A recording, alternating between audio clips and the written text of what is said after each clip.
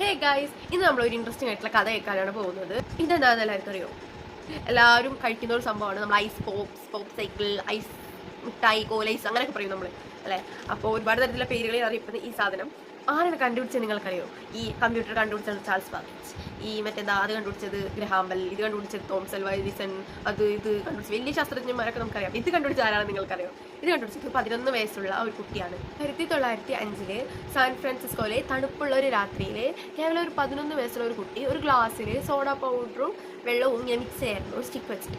അവൻ എന്ത് ചെയ്തു? ഓവർനൈറ്റ് ഫുള്ള് അതങ്ങനെ വെച്ചിട്ട് അവൻ ഉറങ്ങാൻ പോയി. പിറ്റേ ദിവസം എഴുന്നേറ്റ് വന്നപ്പോൾ ഈ സംഭവം ഇങ്ങനെ തണുത്തുറച്ചിരിക്കുകയാണ്. ഈ സോഡ പൗഡർ വെള്ളവും ഈ സ്റ്റിക്കും ഒക്കെ ഈ രൂപത്തിൽ, ഏകദേശം നമ്മുടെ ഈ പോപ്പ് സൈക്കിളിൻ്റെ രൂപം തന്നെ ഉണ്ടല്ലേ. അവൻ എല്ലാവർക്കും കൊണ്ടുപോയി അത് കാണിച്ചു കൊടുത്തു. എല്ലാവർക്കും ഭയങ്കര ക്യൂരിയോസിറ്റിയാണ്. കുട്ടികളാണ്, അവൻ്റെ ഫ്രണ്ട്സും അതേ പ്രായത്തിലുള്ളവരാണ്. അപ്പോൾ അതിനെ അവൻ അന്ന് എപ്സിക്കിൾ എന്ന പേരാണ് വിളിച്ചിരുന്നത്. ആ വ്യക്തിയാണ് ഈ വ്യക്തി, ഫ്രാങ്ക്